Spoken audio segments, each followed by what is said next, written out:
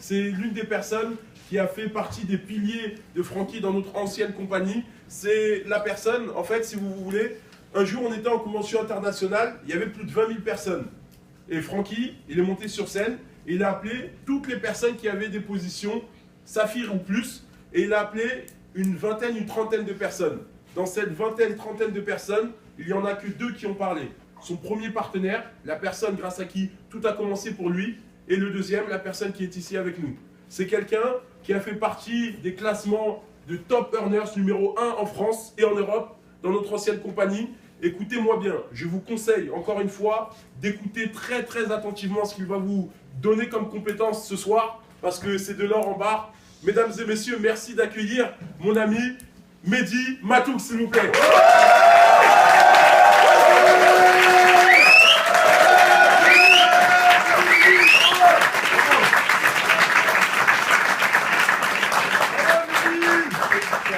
De la manière dont il m'a introduit, parce que je ne savais pas qu'il m'aimait autant. Merci beaucoup en tout cas d'être là aujourd'hui, et merci à Omar et à notre ami Francky Magliocco de me permettre encore d'intervenir alors que je suis plus dans le game. Alors je vais me présenter tout d'abord. Je m'appelle Mehdi Matouk, j'ai 26 ans et j'ai démarré pour ma part le marketing de réseau à 21 ans. À l'époque, j'étais apprenti ingénieur aux arts et métiers à Paris, je ne cherchais pas d'opportunité, j'étais dans le génie industriel, j'allais devenir ingénieur, tout allait très bien pour moi. Et j'étais très occupé parce que j'avais d'autres affaires à côté, j'achetais, je vendais des voitures. Et j'étais très occupé, mais j'avais une notion, enfin j'avais une connaissance, j'en étais sûr et certain, c'est que dans la vie, les gens les plus occupés étaient les gens les plus disponibles pour les opportunités d'affaires. Et c'est pour ça qu'ils étaient occupés. Donc quand on m'a parlé de marketing de réseau, je me suis déplacé, j'étais un peu curieux, et j'ai atterri dans une salle, on m'a présenté une opportunité d'affaires comme une autre, et je me suis dit, je ne peux pas rentrer chez moi et regarder ma famille comme ça en leur disant, bah écoutez, on m'a proposé quelque chose et j'ai pas essayé. Moi, dans la vie, je me dis, bon, autant essayer et après on verra. Et vous allez voir que dans la vie, il y aura des choix à faire, quoi qu'il arrive. Mais ce qui va déterminer la justesse et la pertinence d'un choix, c'est pas ce que vous allez faire avant, toute la réflexion, je le fais, je le fais pas, qu'est-ce que je fais. Bon, on va mûrir, on va faire mûrir le projet. Il y en a qui font plein de, vous savez, qui écrivent plein de trucs sur les papiers. Et moi, je pense que la pertinence d'un choix se détermine par ce que vous allez faire après ce choix, pas avant. Est-ce que vous comprenez? Oui. Une fois que vous êtes engagé, vous allez faire des choses derrière qui vont déterminer que c'était la bonne décision. Donc maintenant, voilà pour ma petite histoire. J'ai atterri donc dans le marketing de réseau. J'ai fait 3 ans dans l'ancienne compagnie de Guardiara. Et j'ai été, oui, effectivement, classé européen. Et j'étais un des plus jeunes à avoir ce type de résultats. Donc c'est pour ça que je me suis fait un peu connaître. J'étais très très proche de Francky Magliocco, que je ne remercierai jamais assez pour toutes les compétences qu'il m'a apportées. Parce qu'à mon sens, le marketing de réseau, ça m'a apporté plus que de l'argent. Ça m'a apporté un réseau, ça m'a apporté une autre vision du monde et ça a révélé ma personnalité et mon potentiel. Le marketing de réseau, au-delà de tout ce que vous pouvez imaginer sur le plan financier, c'est un révélateur de potentiel. C'est une plateforme réellement qui va vous permettre de vous exprimer et d'exister. Mais vraiment, quand je dis exister, je n'ai pas peur des mots. Vous allez pouvoir exister à votre juste valeur parce que tout le monde démarre au même niveau. Peu importe d'où vous venez, peu importe qui vous êtes, peu importe votre religion, vos origines, votre cursus scolaire, tout ce que vous voulez. Ce qui est important, ce n'est pas ce que vous avez fait avant, c'est ce que vous allez faire après. Donc maintenant, je vais vous faire une petite formation sur l'état d'esprit, parce que l'état d'esprit, pour moi, c'est le détail qui fait toute la différence. On peut prendre n'importe qui, on peut prendre du sport, on peut prendre de tout domaine. Vous allez voir qu'en fait, c'est l'état d'esprit qui va faire la différence. À partir du moment où on a des prédispositions de base, je donne un exemple, là dans la salle, les prédispositions de base, qu'est-ce que c'est? Vous avez 2 bras, 2 jambes pour vous déplacer et venir vous asseoir sur une chaise. Ouais. Oui. C'est tout. On n'a pas besoin de plus que ça. Mais vraiment. On n'a pas besoin de plus que ça. Je vous donne un exemple dans le sport, dans le football. Vous prenez, il y a plein de jeunes qui sont dans les centres de formation de football. Mais qu'est-ce qui fait qu'il y en a qui deviennent professionnels et qui gagnent leur vie, qui aident leur famille, qui font tout ce qu'ils veulent réaliser dans leur vie, qui changent leur vie, et qu'il y en a qui ne le font pas? C'est pas le talent. Parce que le talent, à partir du moment où tu es en centre de formation, on est d'accord pour dire qu'on est bon. Oui. Bon, le minimum, c'est bon, on sait jouer au ballon. Oui. Mais la différence entre quelqu'un qui réussit et quelqu'un qui ne réussit pas, c'est l'état d'esprit. C'est votre manière de réagir face aux efforts et au travail. C'est ça qui va faire la différence entre un joueur qui va devenir professionnel et un qui ne va pas le devenir. Ce n'est pas le talent. Les prédispositions, ils les ont à partir du moment où ils sont en centre de formation. Là, vous êtes en centre de formation. Vous êtes prédisposé à réussir. Je ne sais pas si vous en rendez compte. Là où vous êtes, vous avez fait le plus dur. Parce que le plus dur aujourd'hui, ce n'est pas de comprendre ce que je vais vous raconter ce soir. Ce que je vais vous raconter ce soir, c'est tout simple. C'est facile, je n'ai pas peur des mots, c'est facile. Le plus dur ce soir, c'est d'avoir atterri ici. Que quelqu'un ait pensé à vous pour du marketing de réseau. Que que quelqu'un vous ait déplacé comme Omar dira. C'est ça le plus dur. C'est de tomber sur l'information, c'est pas de la comprendre l'information. L'information, on est d'accord, j'utilise des mots simples, tout le monde comprend, mais s'il y a quelqu'un qui ne comprend pas, il se lève. mais vraiment, là, vous allez juste avoir des informations, il faut comprendre que vous avez une opportunité juste par le fait d'être dans cette salle.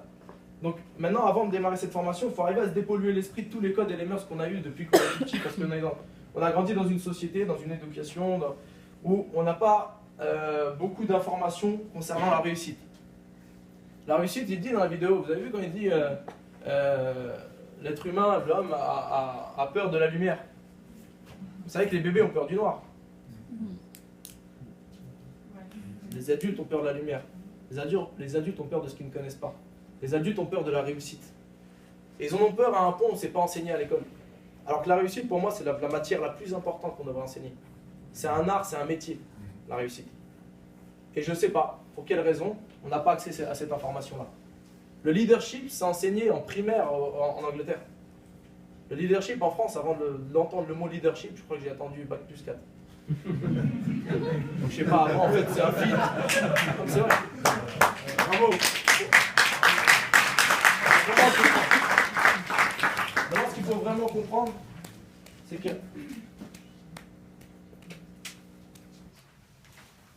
qu'il y a plein de codes, plein de notions qu'on a intégrées inconsciemment dans notre esprit qui font qu'on a des limites, des plafonds de verre, c'est ce qu'on appelle en psychologie des limites au-dessus duquel on pense ne pas pouvoir aller. En fait, on a un potentiel illimité, mais on ne s'en rend même pas compte. Et par des simples notions qui nous freinent, qui nous mettent des doutes dans tout ce qu'on fait, on avance moins vite que ce qu'on pourrait. Je vous donne un exemple. Vous êtes d'accord que la réussite existe? Oui. Je vous pose une question toute simple. Est-ce que l'échec existe? Oui. Non. C'est la source de réussite. Non. Soit dans la vie tu réussis, soit t'arrêtes.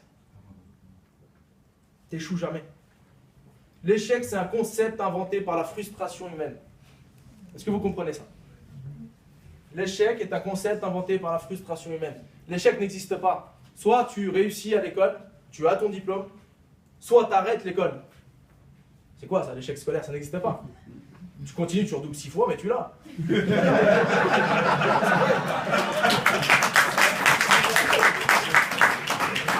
Frédéric, il a redoublé combien de fois? Donc ce qu'il faut comprendre, c'est que l'échec n'existe pas. Il faut l'enlever de votre tête. D'accord? Il n'y a que la réussite ou l'arrêt. À partir du moment où vous vous arrêtez pas de faire les choses, vous allez vous approcher de votre objectif. Et à chaque fois, vous vous dites je vais abandonner, sachez que vous êtes toujours au moins à la même distance de réussir que d'arrêter. Est-ce que vous comprenez? Et c'est toujours à 2 doigts de la réussite qu'on se dit bon, lâche l'affaire. C'est très important les 10 derniers mètres. C'est là où c'est le plus dur. Et il faut vraiment que vous compreniez qu'il y a plein de codes à enlever de votre cerveau, comme l'échec, comme toutes ces notions-là où on pense que c'est des vérités. Vous savez, à l'école, tout ce qui est écrit sur le tableau, inconsciemment, c'est la vérité. Tout ce que nous disent les profs, mais les profs, ce n'est pas des pros de la pédago et de la communication. C'est des experts en leur matière, ils ont aussi un cursus, ils vous le recrachent. Aujourd'hui, nous, c'est une autre école. C'est une alternative, tout ça. Sachez que le marketing de réseau, c'est une école à leader. C'est la plus belle expérience que j'ai eue. Je ne sais pas si vous vous en rendez compte, ça a changé littéralement ma vie. Je suis passé du statut d'étudiant à 21 ans. Je touchais des sommes par mois qui allaient à hauteur de 10 000 euros. Je ne sais pas si vous vous en rendez compte. J'ai dit ciao à mes profs. Vous êtes complètement fous. Mais je ne sais pas si vous vous en rendez compte, j'avais 21 ans. Et grâce au marketing de réseau, à cette école, j'ai pu me former, me révéler, rencontrer du beau monde et développer d'autres business à côté. Aujourd'hui, j'ai 26 ans, je suis à la tête d'une holding. J'ai 3 sociétés et ça se va très très bien pour moi. Je fais travailler toute ma famille et tout va très très bien. Et tout ça, je le dois au marketing de réseau. Bien sûr, je le dois à moi-même avant tout, mais c'est le marketing de réseau qui m'a permis de me développer, de savoir qui j'étais, d'exister. Vous vous rappelez que je vous ai dit exister? Mais c'est vraiment à travers ce biais-là que j'ai réussi à me développer. Donc c'est pas dit que vous allez tous réussir dans cette salle. Mais ce qui va faire la différence entre vous deux, par exemple, ça va être l'état d'esprit. Je vous ai dit, vous êtes tous prédisposés à réussir. Mais ce qui va faire la différence entre chacun d'entre vous, ça va être l'état d'esprit. Il faudra, pour pouvoir être formé sur l'état d'esprit, être ouvert à être coaché, on est bien d'accord? Oui. C'est pas, il y en a qui croient tout savoir, qui ont un problème avec le fait d'être enseignable, coachable. On vous a déjà parlé de cette notion? Oui. faut arriver à se dire, écoute, je suis pas au top du top, je suis pas le meilleur du monde, parce que à partir du moment où vous croyez que vous êtes le meilleur du monde, c'est la fin des haricots. C'est fini, vous êtes en train de tomber. Donc il faut comprendre que vous n'êtes pas le meilleur du monde. Moi le premier, je suis pas le meilleur du monde. Quand je vous parle, c'est vraiment pour moi que je dis les choses. Les oreilles les plus proches de ma bouche, c'est les miennes, on est bien d'accord. C'est vraiment quand je parle, je vous transmets une info. C'est déjà d'une, ça me permet de mieux la maîtriser, parce qu'on ne maîtrise une info que quand elle est transmise. Mais en plus de tout ça, c'est pour vous faire comprendre et prendre conscience qu'il y a un moment donné, il faut prendre, il faut écouter. On a une bouche, on parle, mais la meilleure manière de parler, c'est de se taire, parce qu'on a deux oreilles. On écoute 2 fois plus qu'on parle. Est-ce que vous comprenez? Il faut écouter, il faut arriver à prendre les informations, à synthétiser, à prendre ce qui vous plaît, ce qui ne vous plaît pas, vous laissez tomber. Mais il faut arriver à comprendre que faut pas être fermé à la formation en fait. Et chaque personne que vous avez autour de vous peut être un formateur potentiel. Pourquoi j'ai aimé le marketing de réseau et je suis tombé amoureux de ce business? Parce que je rencontrais du monde. Je suis quelqu'un, j'aime pas lire. Je détestais lire, j'ai pas eu cette habitude-là dans mon éducation malheureusement.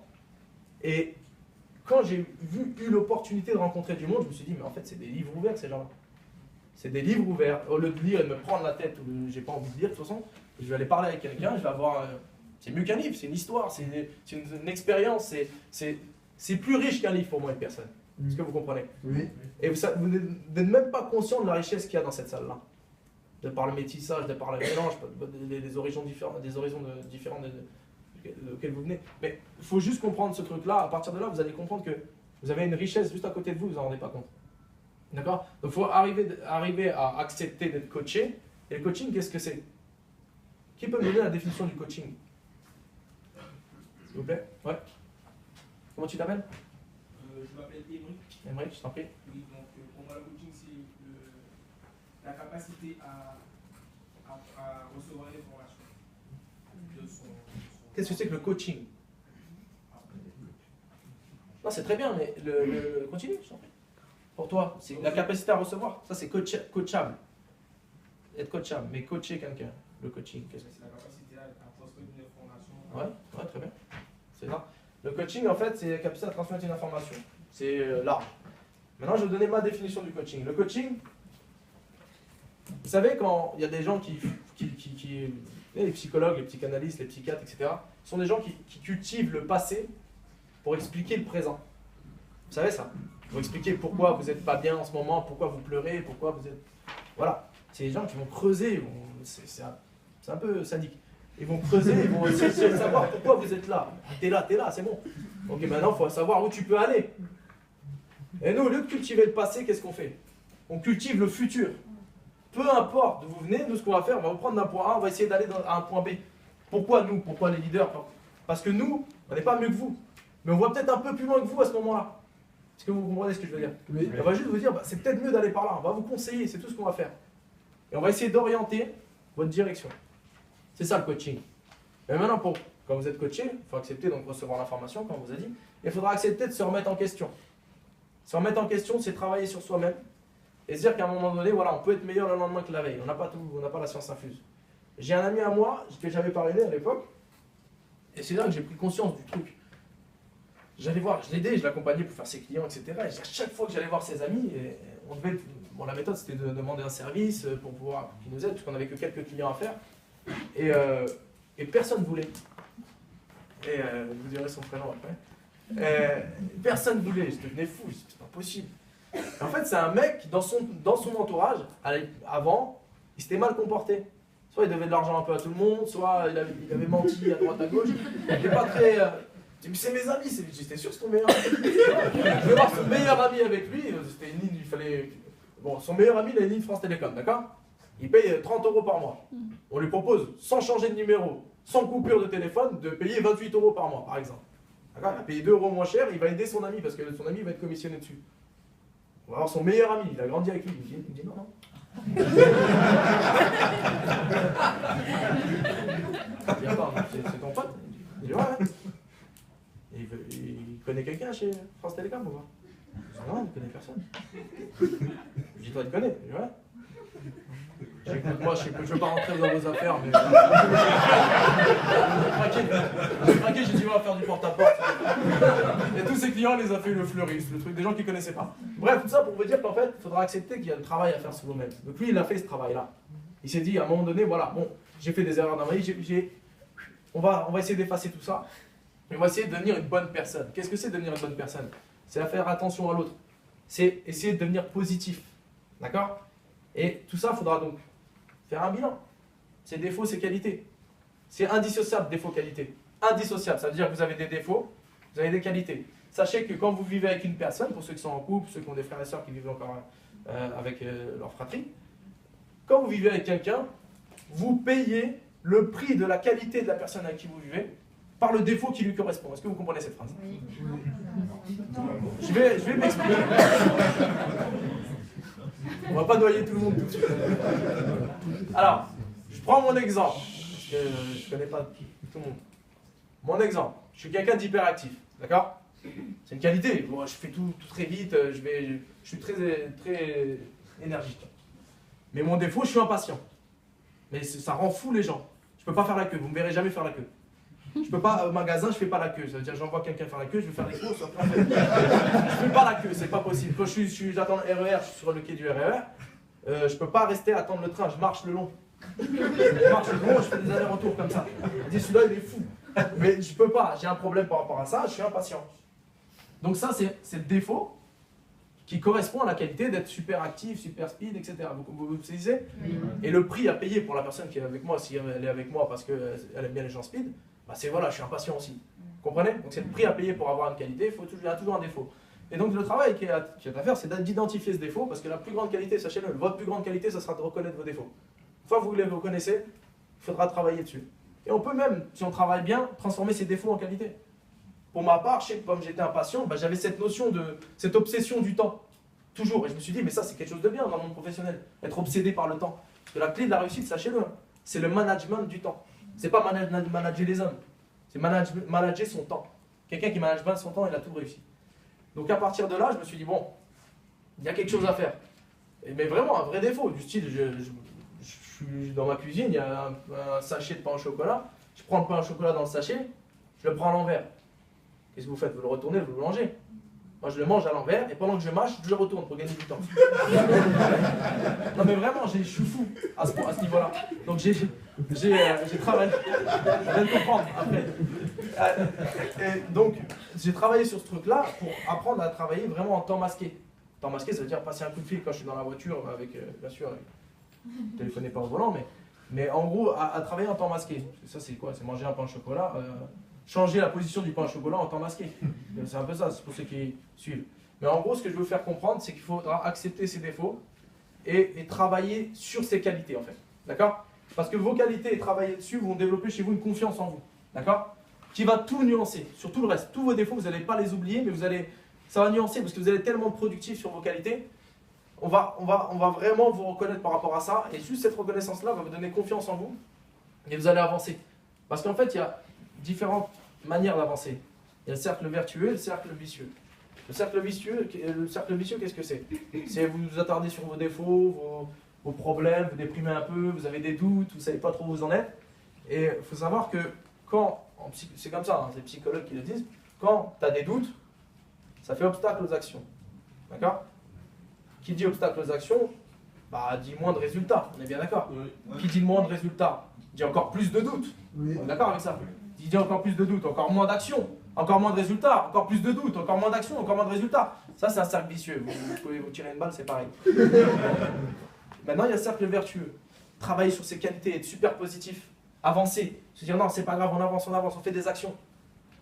Enthousiaste, toujours positif. Action, résultat. Qui dit résultat dit encore plus positif, dit encore plus de résultats. Et c'est exponentiel. Donc il y a deux manières. C'est à vous de choisir. Est-ce que vous comprenez bien ce concept-là? Oui. D'accord. Donc maintenant, on va passer à un autre sujet. C'est que, en fait, le MLM, je vous ai dit que c'était une école à leader. Il y a deux écoles de leaders. Deux écoles. Il y en a qui suivent un courant, il y en a qui suivent un autre courant. Il y a le leader, en fait, qu'est-ce que c'est un leader? C'est un meneur, on est bien d'accord. Il y a deux manières de mener. Il y en a qui mènent par l'ordre, les patrons, etc., sur le milieu salarial. Il y en a qui mènent par l'exemple. D'accord? L'être humain n'a pas besoin de patron.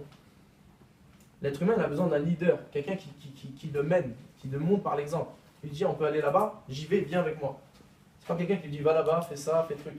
C'est pas bon. Si vous voulez être des bons leaders, il faut être déjà exemplaire, c'est-à-dire arriver avant tout le monde, faire plus que tout le monde, avoir des meilleurs résultats que tout le monde, être toujours plus performant que votre équipe.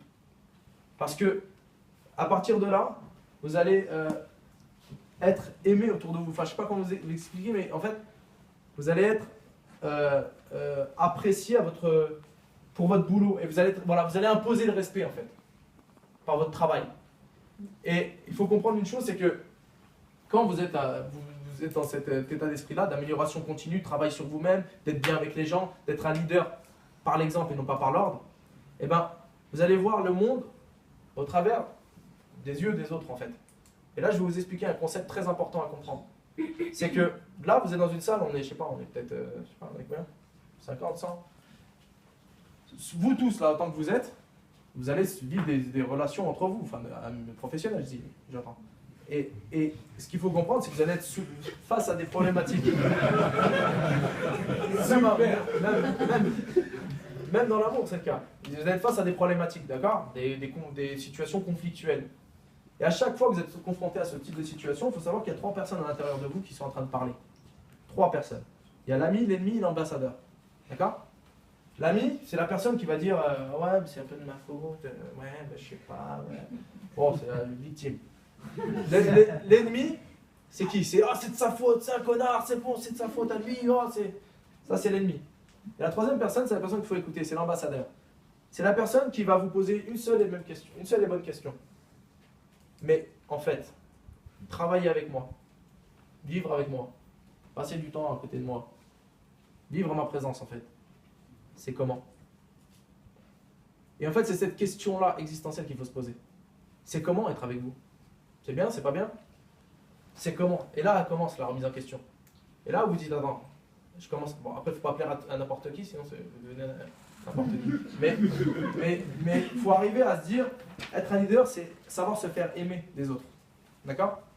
Savoir faire passer l'intérêt du groupe avant le sien. Ça, c'est la clé, vraiment. Des fois, on peut se dire, oui, mais à court terme, je gagne peut-être moins d'argent, je gagne peut-être moins de compétences, moins de temps, etc. Voir l'intérêt de l'autre, voir l'intérêt du groupe à court terme, c'est voir votre intérêt à long terme. Est-ce que vous comprenez cette phrase? Oui. Parce que quoi qu'il arrive, le jour où vous irez mal, c'est le groupe qui ira bien pour vous. Vous comprenez cette phrase-là? Oui. Il faudra arriver à vous sacrifier pour vos équipes. Il faudra arriver à vous sacrifier pour l'autre, pour votre mari, votre femme, ça marche dans tous les cas. Il faut sacrifier pour le groupe. L'intérêt du groupe, il passe avant votre intérêt personnel.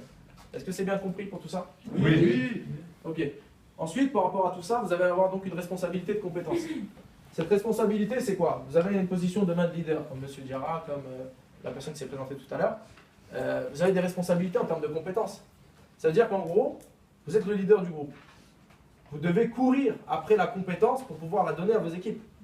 Et ça, c'est une responsabilité, parce que le jour où vous avez la position de leadership qui est plus haute que vos compétences, la soustraction entre les deux, là, le delta, la différence, c'est l'ego. Quand l'ego y rentre, c'est fini. C'est fini, parce que si vous êtes attaqué par la piqûre de l'ego, là, je vous garantis, vous n'allez plus pouvoir gérer vos équipes. Parce que quand vous gérez des équipes, vous gérez des humains, vous gérez des humeurs, mais vous gérez des égos. Alors si vous-même vous êtes égocentrique, c'est pas très bon. Donc il faut arriver à toujours aller chercher la compétence qui impose le respect. Il n'y a pas d'histoire d'ego après, il n'y a pas d'émotion, il n'y a pas de jugement de valeur. La compétence qui fait tout. Et il faudra toujours aller chercher, parce que vous avez une responsabilité. Il faudra vraiment faire passer cet intérêt-là avant tout. Et il faudra surtout comprendre que dans la vie, il faut vraiment utiliser les choses pour aimer les gens. Et pas aimer les choses en utilisant les gens. Est-ce que vous comprenez? Oui. C'est totalement différent. Donc ça, c'est une vraie responsabilité. L'argent, il doit être dans vos mains, pas dans votre cœur. Moi, aujourd'hui, je vous dis, j'ai un associé, on est deux. Vous voyez une réunion, lui et moi, vous êtes morts de rire, on joue au Monopoly. On s'éclate, on fait des trucs. Là, on est sur une salle de mariage à 2 millions d'euros. On s'en fout complètement. C'est-à-dire que l'argent, il est dans les poches ou dans les mains, on s'en fout. Et c'est avec cet état d'esprit-là, quand on est détaché de l'argent, qu'on va s'attarder sur les vrais problèmes, les vrais sujets. Pour notre part, je suis président d'association. Pour ceux qui ne connaissent pas Humanité, regardez sur Internet. On fait des actions, mais c'est ça qui m'enrichit le plus. Je ne sais pas si vous comprenez. On va au Mali, on fait des puits dans les régions du monde où il n'y a pas d'eau, on fait des campagnes de sensibilisation sur le don du sang. et on fait des maraudes pour les SDF tous les dimanches. Mais ça, c'est des trucs où vous vous sentez exister. Et c'est des choses qui vous rappellent le fait c'est comme un garde-fou qui montre que l'argent, non, ça sert à rien du tout. D'accord? Donc on est là, c'est vrai, pas pour la gloire, on va gagner notre vie. Mais à un moment donné, il faut comprendre que l'argent, c'est juste une monnaie, enfin c'est juste quelque chose qui vous permet de mesurer votre travail qualitatif. Et ça va arriver quoi qu'il arrive si vous bossez. Mais il ne faut pas le penser comme ça à court terme, l'argent, l'argent, l'argent. Pensez humain, pensez à grandir vous-même, à faire grandir vos équipes, et ça va venir tout seul. Le plan de rémunération, il est bien fait. Le marketing de réseau, c'est une industrie vraiment parfaite, qui se base sur des trucs tout simples. On ne demande pas d'où vous venez, encore une fois. A plus B, ça fait C. Si tu ne fais pas A, tu ne fais pas B, il n'y a pas de plainte. A plus B égale C. Il n'y a personne, j'ai jamais entendu, on peut dire ce qu'on veut sur le marketing de réseau, j'ai jamais quelqu'un qui est dû débattre avec moi, me dire ouais non en fait regarde, il y a une faille, je sais pas quoi, c'est faux tout ce que tu me racontes. A plus B égale C. À chaque fois je lui disais t'as fait A, t'as fait B, ah non mais t'as pas fait l'addition, non. Et à chaque fois c'est eux qui avaient des failles. Est-ce que vous comprenez? Donc ça c'est vraiment super important de comprendre que vous avez une responsabilité de compétence par rapport à ça. Et dans l'attitude, vous allez voir que le détail va jouer aussi sur le savoir-faire. Donc l'attitude, c'est le savoir-être, d'accord? Et un détail peut faire toute une différence. Je vais vous poser une question. Entre mon sourire, c'est là, et ma grimace, il n'y a pas grand-chose. J'ai fait en 2 secondes, j'ai changé en 2 secondes de visage, on est d'accord? Ouais. En 2 secondes, je peux changer, c'est un détail dans la vie, on est d'accord? Ça, c'est ma manière d'être. Si je suis positif, je suis toujours souriant, si je suis négatif, je suis un peu... Voilà. Donc si on fait une différence entre mon sourire et ma grimace, il y a un petit delta ici, c'est le savoir-être, d'accord? C'est rien, c'est pas grand-chose dans une journée, une grimace ou un sourire. Donc là, le sourire, c'est ce qui va vers le haut, c'est l'action qui va vers le positif, et la grimace, c'est ce qui va vers le négatif, donc vers le bas, d'accord? Le delta, c'est SE là, savoir-être, vous suivez? Oui. Ok, maintenant on va continuer les droites.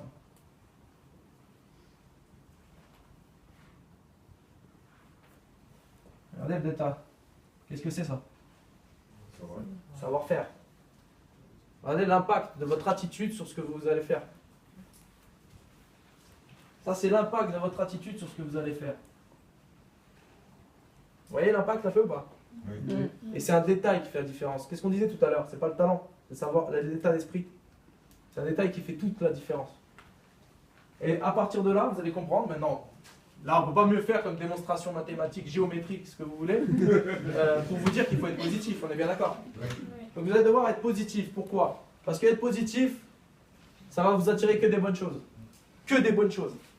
On dit souvent que, en fait, je pense vraiment, sincèrement, j'en suis convaincu, tous autant que vous êtes la moyenne des gens qui vous entourent. D'accord? Votre prénom, s'il vous plaît? Nayoka, ok. Nayoka, si je prends 40 de tes proches, et je regarde tous leurs comptes bancaires, d'accord? Je fais la somme des comptes bancaires, de ce qu'il y a sur les comptes bancaires des 40 personnes, je la divise par 40, donc je fais la moyenne de ce que les gens dans son entourage ont, vous avez suivi? Ouais. C'est ce qu'elle a sur son compte. C'est ce qu'elle a sur son compte. Est-ce que vous en êtes convaincu de ça? Oui. Vous êtes le miroir de votre réseau. C'est vous. Vous êtes la moyenne de tous ceux qui vous entourent. Là, j'ai pris l'argent, on peut prendre toutes les sortes de compétences. Les mathématiques, les trucs, on peut tout prendre. Et en fait, il va falloir pas changer d'amis, mais changer vous-même. Et pour changer vous-même, il faut devenir positif, pour tirer les gens vers le haut. D'accord? Et pouvoir être approché par les opportunités, par ce qu'on appelle la chance. Il y en a qui croient à la chance ou pas? Oui. Ça n'existe pas, la chance. Ça n'existe pas, la chance. Ça n'existe pas, la chance. C'est un concept, encore une fois. Bon, ce qu'on appelle la chance, en fait, ce qu'on appelle la chance, c'est pas ce qui vous arrive, c'est ce que vous allez faire de tous les événements qui vont vous arriver. C'est la manière dont vous allez jouer vos cartes, en fait. Et on peut prendre un exemple tout simple, c'est un voilier qui est sur l'eau. Ouais, on est, je sais pas, 50 là. On a chacun un voilier, on est 50. Le vent, il va dans la même direction pour tout le monde. Oui. C'est ça la chance. Après, il y en a qui vont arriver devant. Pourquoi? Parce qu'ils vont bien tenir leur voile. Donc la chance, c'est vous. Le vent, il est le même pour tout le monde, les gars. Vous comprenez? Oui. Donc ça, c'est vraiment super important. La chance, c'est pas ce qui vous arrive, c'est ce que vous faites de ce qui vous arrive, dans le sens où En fait, je disais tout à l'heure, quand vous faites un choix, c'est ce que vous faites après qui détermine la pertinence du choix. Mais ça, c'est vraiment lié à la chance. C'est lié à ce qu'on appelle la chance. C'est vous et vos choix. C'est ça qui va déterminer votre vie, en fait. Vos choix, faites-les, foncez, tête baissée. Il y a un mur, fonce dedans. Tu sais que c'est un mur, maintenant c'est bon, bouge. Vous voyez ce que je veux dire? C'est pour le regarder, calculer, le Pythagore. Non, ça sert à rien. Il faut faire les choses. Il faut avancer, il faut faire les choses. Parce que tu ne sauras jamais mieux que quelqu'un qui a vécu la chose, ce que c'est. On est bien d'accord? Il y en a plein Demain, je dois m'associer avec quelqu'un, je préfère un con qui court qu'un intello qui reste assis. Vous savez ça ou pas? Parce que, après, bon, si tu peux trouver un intello qui court, c'est bien. C'est mieux. Mais les gens qui restent, ça m'insupporte. Donc vraiment, il faut arriver à bouger, à sortir de ce truc-là, de cette théorie, et ce qu'on appelle aussi la zone de confort. Vous avez déjà vu cette notion-là ou pas? Okay. La zone de confort, c'est une mort lente. C'est une mort lente. C'est, comment dire, j'ai une histoire autour de ça. C'est en gros un troupeau d'hirondelles qui migrent avec le temps, et en fonction du climat, donc. Et donc, flux migratoire, ils se déplacent et tout, et à un moment donné, ils se descendent sur un champ de blé pour manger. Donc, le blé, tout ça. Hein. Et à un moment donné, le chef du troupeau, là, il dit, bon, faut y aller, faut aller vers le sud parce que le froid, il arrive. Et il y a une hirondelle qui dit, non, j'ai encore faim, moi, je vais rester. Bon, c'est pas grave, je connais la route, de toute façon, je connais le chemin. Je vais rester un peu. Et puis, elle mange, le blé, super bien. Après, bon, le froid, il arrive, elle revient comme ça. Bon, je vais attendre encore un peu, je vais manger, j'aime bien, on est bien ici. Et puis là, le froid, il arrive. Et elle veut rattraper donc le troupeau. Et elle prend son élan, elle veut s'envoler. Elle s'envole, boum, et elle retombe. Elle réessaye, c'est pas normal. Elle prend son élan, elle vole, paf, elle retombe. Au bout de la troisième fois, elle réessaye. Cette hirondelle, elle est morte parce qu'elle était trop grosse. Elle avait trop mangé. Donc, le froid est arrivé et elle est morte. On n'a pas envie de mourir, les gars. Non, mais franchement, la zone de confort, c'est une mort lente. Je vais vous faire un truc tout simple. Regardez bien ce que je vais vous dire. Regardez bien, c'est très important. Ah, il y a deux doigts, d'accord? Ok. Je vais faire un geste avec mes deux doigts. Et vous allez répondre à une question après. Mais écoutez bien la question, d'accord? Mais regardez le geste d'abord. Tout le monde voit? Oui. Vous avez tous vu les deux gestes? Je le refais. Oui. Je le fais de face, comme ça. Ok. Est-ce que mes deux doigts étaient en mouvement? Oui. Ok. Ton prénom, tu m'as dit? Nayoka. Nayoka et? Boris. Alors ça c'est Boris, ça c'est Nayoka, d'accord? Alors, est-ce que Boris et Nayoka, ça peut être des amis de tous les jours, ça peut être des gens qui se côtoient, qui... Oui. Oui. Ouais. Est-ce que c'est des gens qui sont actifs dans la société? Oui. Ouais. Ils ont déjà vu cette démonstration, tu l'as fait? Non. Non. Est-ce que c'est des gens qui peuvent se voir tous les jours? Se côtoyer vraiment. Ok. Qui va plus loin entre... Nayoka, c'est... Ouais, entre Nayoka et Boris? Nayoka, ok. Pourquoi? Elle avance tout droit. Ok, ouais. Alors, je vais vous expliquer pourquoi. En fait, Boris et Nayoka, ils ont la même vie, quasiment. C'est des amis, c'est les meilleurs amis. Ça peut être des frères, ça peut être un frère et une sœur.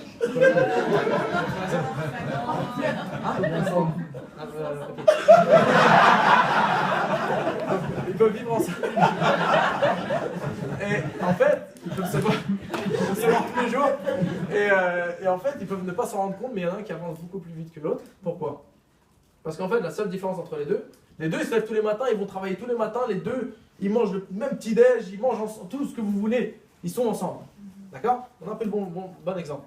Mais la seule différence entre Nayoka et Boris, c'est que Nayoka, tous les jours, a fait un petit truc différent de la veille. Un petit truc, elle parle à une personne différente que la veille. Elle fait, je sais pas, si elle fait du sport, elle fait une flexion en plus. Elle fait un truc en plus par jour, sur 10 ans, c'est énorme. Parce que la personne qui bouge, qui se lève tous les matins, elle croit qu'elle n'est pas dans une zone de confort. Elle croit qu'elle est active dans la société. Elle est fatiguée quand elle rentre le soir. Ils sont aussi fatigués le soir. Hein. Les deux, ils sont fatigués de la même manière. Mais la personne là, qui tourne en rond, c'est une personne qui tous les jours fait la même chose que la veille. Est-ce que vous comprenez ça? Oui. Si vous voulez avoir un jour ce que vous n'avez jamais eu, il faut faire aujourd'hui ce que vous n'avez jamais fait. Donc, il faut faire tous les jours quelque chose de différent. Parler à une nouvelle personne. Essayez de chercher autre chose à chaque fois. À petite échelle, ça peut être, je sais pas, il y a des gens qui font du sport tous les jours, une traction supplémentaire. Celui qui me filme est en train de s'endormir, ça va être compliqué pour la vidéo. Donc en fait, il faut juste comprendre que ces deux personnes-là, il y en a une qui va pas mourir, mais qui va juste rester dans un cercle vicieux et qui va pas vraiment s'épanouir, et l'autre qui va beaucoup plus s'épanouir. Donc ça, il faut vraiment le comprendre, c'est sortir de sa zone de confort, ça ne veut pas dire juste sortir de chez soi pour aller travailler. C'est faire quelque chose de différent, toujours le lendemain, par rapport à la veille. Est-ce que c'est compris pour tout le monde? Oui. Ok.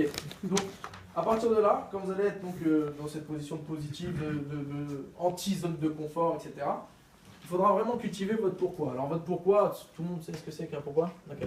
C'est l'élément qui vous motive, qui vous passionne, c'est vraiment vos tripes en fait. Et il y a des manières de le cultiver, il y a des manières de l'entretenir. Et en fait, il faut comprendre que c'est ce qui va générer votre motivation. Il y a deux types de motivation, intrinsèque et extrinsèque. Extrinsèque, c'est ce qui vient de l'extérieur. Intrinsèque, c'est ce qui vient de vous. D'accord? Moi, aujourd'hui, je peux vous motiver. Ça s'appelle une motivation extrinsèque. Ça ne vient pas de vous, ça vient de moi. Ça vient de votre extérieur à vous. Donc, moi, je peux vous motiver. Mais si moi, j'arrive à vous motiver, en sortant, n'importe qui peut vous démotiver. Vous êtes d'accord avec ça? Oui. Vous pouvez sortir, vous allez voir votre oncle qui gagne 1500 € par mois, vous allez lui dire, il ne va pas vous expliquer comment gagner 40 000 € par mois. Il ne sait pas, sinon il gagnerait 40 000 € par mois. Mais il peut vous démotiver par contre. Sauf si vous avez une motivation intrinsèque, parce que votre pourquoi il est plus fort que tout. Votre pourquoi il fait que vous êtes focus sur votre objectif. Et votre pourquoi il va vous motiver, vous, à un point où vous allez motiver les autres. Vous suivez? Oui. Et c'est ça la clé. C'est d'arriver à avoir ce truc à l'intérieur qui vous fait bouger, qui vous fait lever le matin, qui fait que vous n'êtes pas comme les autres. Vous avez une personnalité. Et sachez une chose, hein, vraiment, c'est que pour tomber sur une opportunité d'affaires un jour, et vous êtes tombé sur une opportunité d'affaires, il faut vous-même en être une.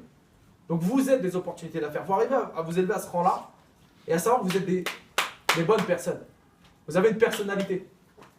Et ça vient du fait que vous n'êtes pas comme tout le monde. Et cette personnalité, elle vient peut-être, je ne sais pas d'où, mais en tout cas, votre pourquoi, il va faire que vous allez pouvoir vous développer à ce niveau-là. Et j'ai plein d'histoires de réussite autour de ça.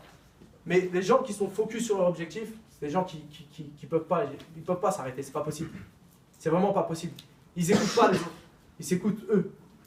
Ils n'écoutent pas les autres, ils s'écoutent eux, je répète.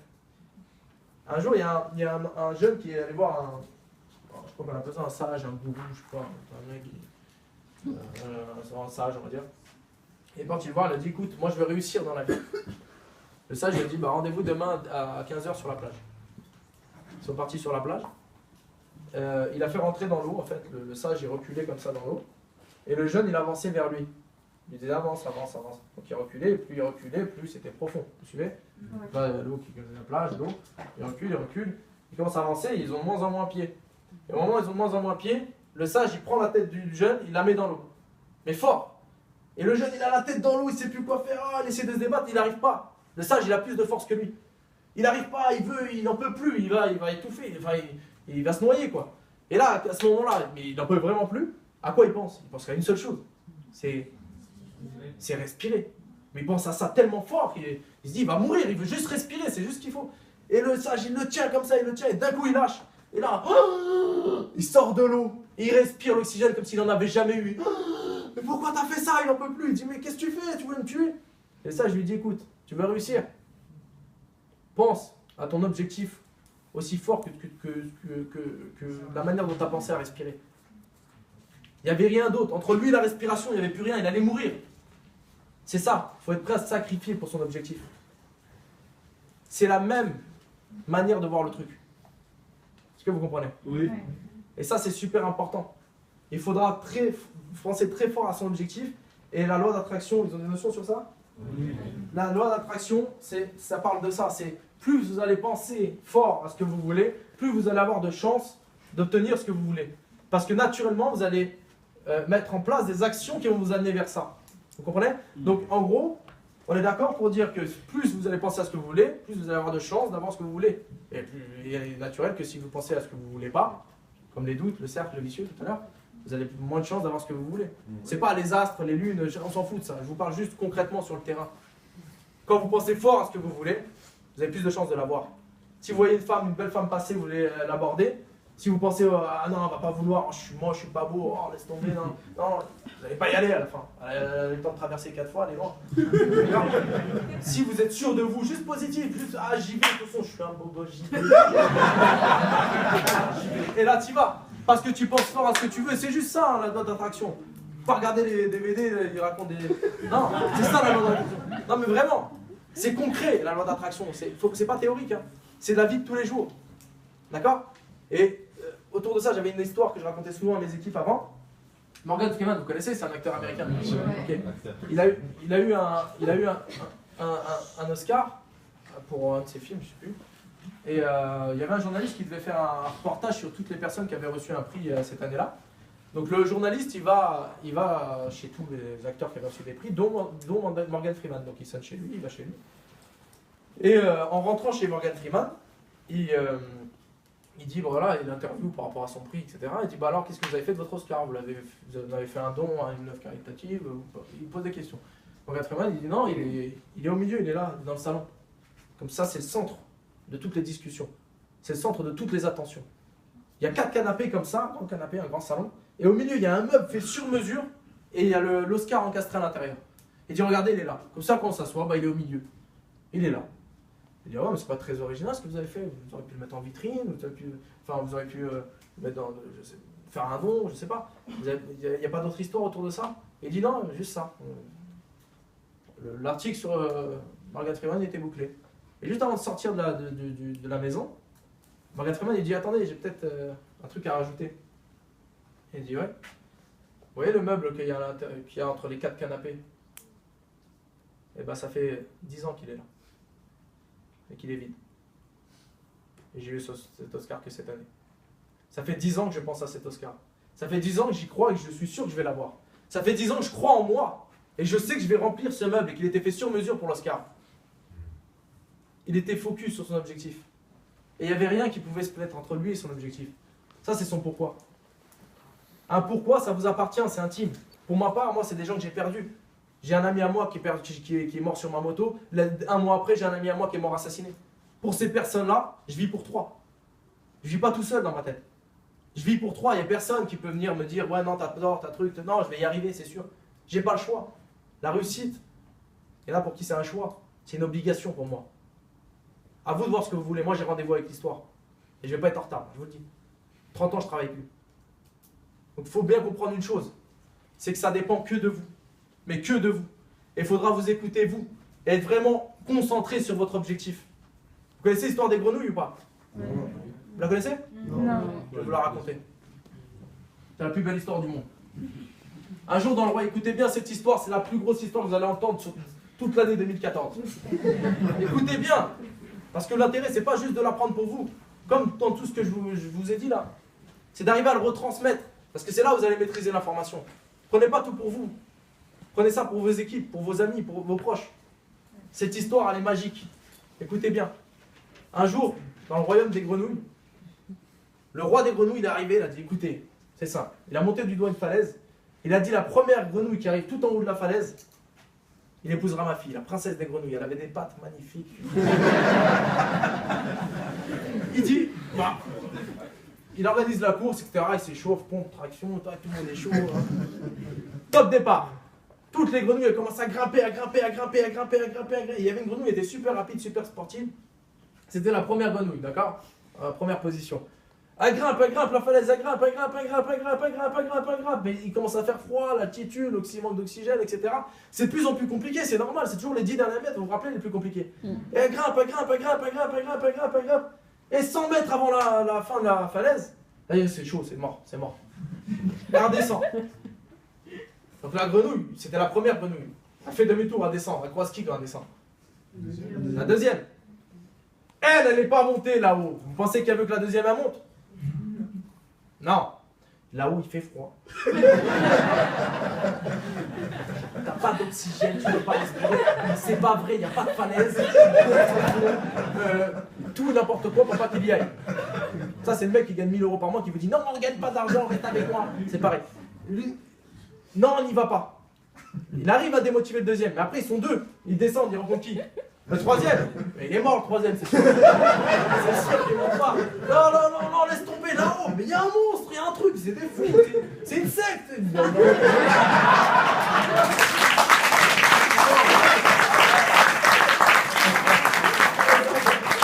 N'importe quoi, ils descendent, ils sont 3, le 4e, pareil, le 5e, le 6e, ils descendent, tout le monde descend. Il n'y a aucune grenouille qui est montée.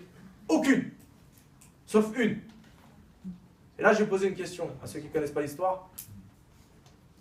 Pourquoi est-ce qu'il y en a une qui arrive à monter? Elle est sourde. Parce qu'elle était sourde. C'est parce qu'elle était sourde qu'elle a réussi à monter.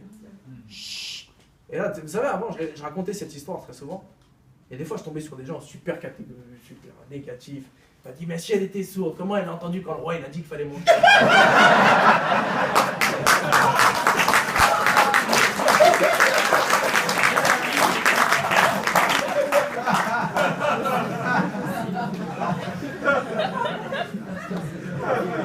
Il y en a comme ça. Après, je lui dis, il y a des interprètes. C'est de m'en sortir comme je sais. Donc tout ça pour vous dire une chose toute simple, c'est que c'est vous. C'est vous, c'est tout. C'est personne d'autre. Il y a des gens, tu peux leur parler des heures, ils ne vont jamais t'écouter. Ils ne vont jamais changer d'avis, etc. Il y a des gens, tu peux leur montrer la lune pendant 2 heures. Pendant 2 heures, ils regardent ton dos, elle n'a rien compris. Mais vraiment, il faut arriver à comprendre ça. C'est que vous avez une personnalité, c'est à vous d'avancer. Et ça va avancer, ça va marcher. Quoi qu'il arrive, ceux qui y en a qui doivent avoir plus de réussite que d'autres, c'est vous qui faites la différence. C'est vous qui faites les choix. C'est vous vraiment qui allez vraiment tout réaliser. Et là, c'est la seule vraiment unique, hein. Même dans tout ce que je fais aujourd'hui. J'ai plein d'activités aujourd'hui. Ça se passe très très bien pour moi. C'est pour ça que je ne peux pas faire du marketing de réseau aujourd'hui. Voilà, vous voulez me débaucher, il faut me ramener 20 000 € par mois, je vous dis franchement. Donc maintenant, je vous dis, ce business-là, c'est la seule plateforme d'expression qui va vous permettre à vous de faire la différence, sans dépendre d'aucun code, d'aucune contrainte de la société, le patron, la hiérarchie, le truc, non. Tout le monde est au même niveau, tout le monde a le même plan de rémunération, et vous allez choisir combien vous allez être payé. Vous avez vu ça où? Vous allez choisir combien vous allez être payé. Tu veux payer combien? Tant, bah fais ça. C'est tout. À vous de faire en sorte de faire changer les choses. C'est vous qui êtes l'opportunité d'affaires. C'est pas Organogold. C'est vous l'opportunité d'affaires. Donc maintenant, à vous de faire les bons chois. Et je vous remercie de m'avoir écouté. Bravo.